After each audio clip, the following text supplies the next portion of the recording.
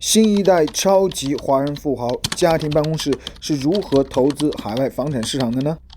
The way of investing in UK property has changed quite a lot.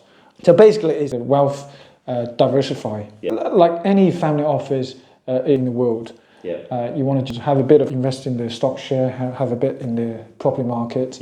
UK property market over a few hundred years history, so it's quite secure. But the way of investing in UK property has changed quite a lot.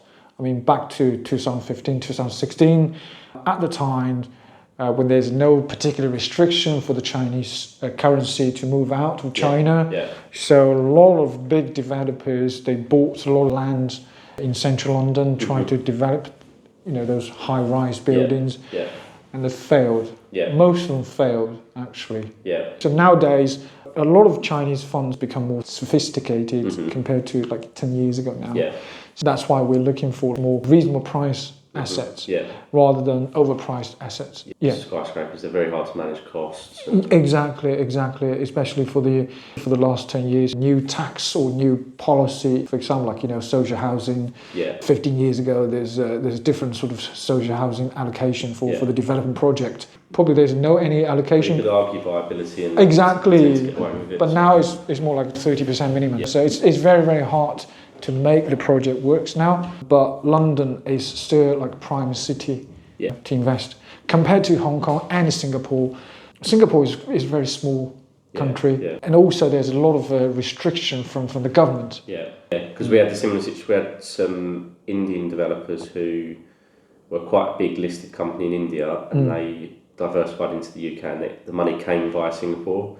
And then we've also had quite a lot of Turkish buyers, obviously with their 60, 70, 80% inflation, getting their money into London, so getting it out and into a safe haven. So and we've been able to sell various properties to those sorts of people. So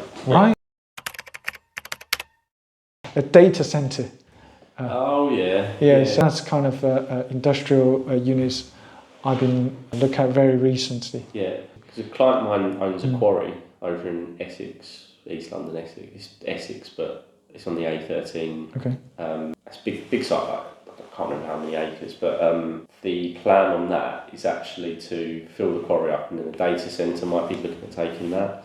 There's a lot of money flowing into that world. It's hard to find the specific sites. So when they find the sites, they're like gold dust, because you need to get the plan in, you need to have the right amount of voltage and electricity, and it's not easy, but when you do find them, they're good long-term assets. The reason I look at the logistic industrial is because the e-commerce has the trends, and the reason I look at the data center, for the same reason. Artificial intelligence, AI, the ChatGPT, all these stuff. Future-proofed. It's a future-proof. I'm not sure if you remember when you first used a ChatGPT. Wow, that was like a shocking experience, amazing experience. But I think that's the trend. So the data center, it will be the future.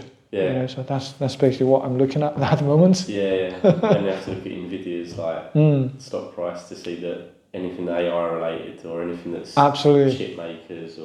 So that's the way I'm thinking as well. So in terms of property, what can be AI related, industrial actually, and data center. So that's the future. No, that makes sense.